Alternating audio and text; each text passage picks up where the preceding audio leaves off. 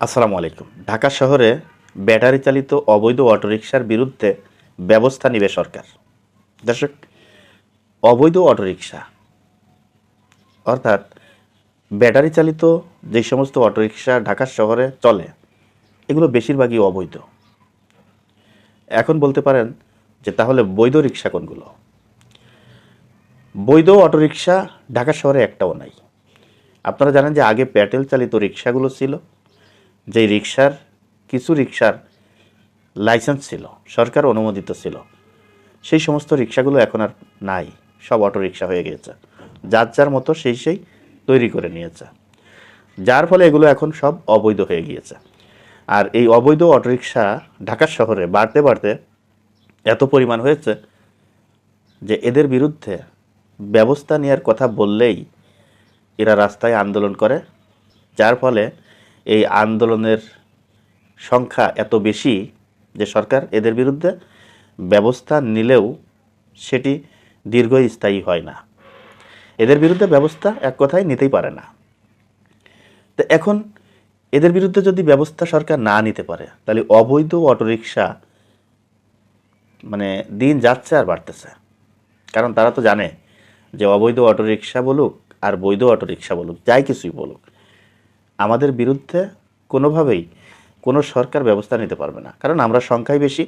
আমাদের বিরুদ্ধে ব্যবস্থা নিতে গেলেই আমরা আন্দোলন করব, সংগ্রাম করব, রাস্তা অবরোধ করব, সরকার বেকায়দায় পড়বে। তাই সরকারেরও এদের বিরুদ্ধে ব্যবস্থা নিতে গেলে অনেক চিন্তাভাবনা করে নিতে হয়।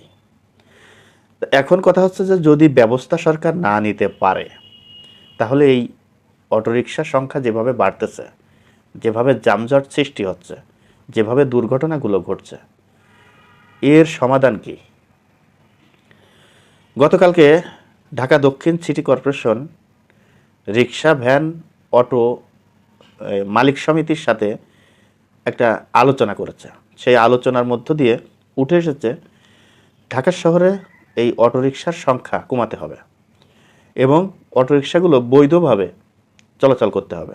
বৈধভাবে যেমন সরকার অনুমোদিত কিছু অটোরিকশা সরকার লাইসেন্স দিবে, সেই লাইসেন্সের ভিত্তিতে অনুমোদিত এই রিক্সাগুলো ঢাকা শহরে চলতে পারবে। ডিএনসিসির পক্ষ থেকে কতগুলো গাড়ির লাইসেন্স দিবে, এই বিষয়টা এখনও পর্যন্ত নিশ্চিত করে বলা হয় নাই।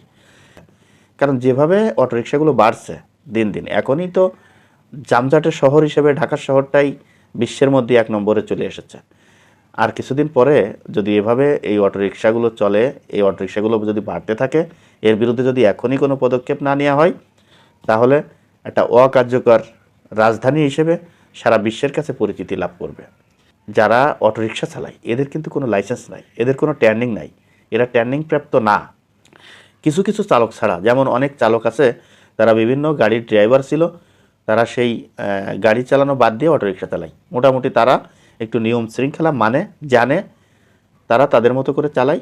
আর বেশিরভাগ অটোরিকশাগুলো তারা নিয়ম জানে না, শৃঙ্খলা জানে না, কিভাবে চালাতে হবে তাও জানে না, কোন সাইডে চালাতে হবে এটাও জানে না। ডান পাশতে চালাতে হবে না বাম পাশতে চালাতে হবে, না কাউকে সাইড দিতে হবে, না ডানে ঘুরতে গেলে সিগন্যাল দিতে হবে, না হঠাৎ করে ঘুরাই দিতে হবে, না একটু পিছনের দিকে তাকিয়ে দেখে শুনে ঘোরাতে হবে, এই বিষয়গুলো কিন্তু লক্ষ্য করে না। যার ফলে এই দুর্ঘটনার সংখ্যাগুলো অনেকটাই বেড়ে যায়।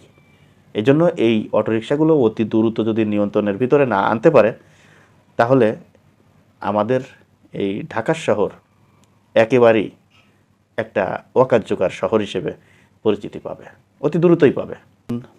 আর যদি এই অটোরিকশা একটা নিয়ম শৃঙ্খলার ভিতরে আনতে পারে, তাহলে দেখবেন যে ঢাকা শহরের যানজট অনেকটাই কমে যাচ্ছে এবং দুর্ঘটনার সংখ্যাও অনেকটাই কমে যাচ্ছে। দর্শক, আজ এই পর্যন্তই। যদি ভিডিওটি ভালো লেগে থাকে, আপনাদের কাছে অনুরোধ থাকবে ভিডিওটি বেশি বেশি করে শেয়ার করবেন, লাইক করবেন এবং আপনাদের মতামত আপনারা কমেন্ট বক্সে জানিয়ে যাবেন। দর্শক, ভালো থাকবেন, সুস্থ থাকবেন।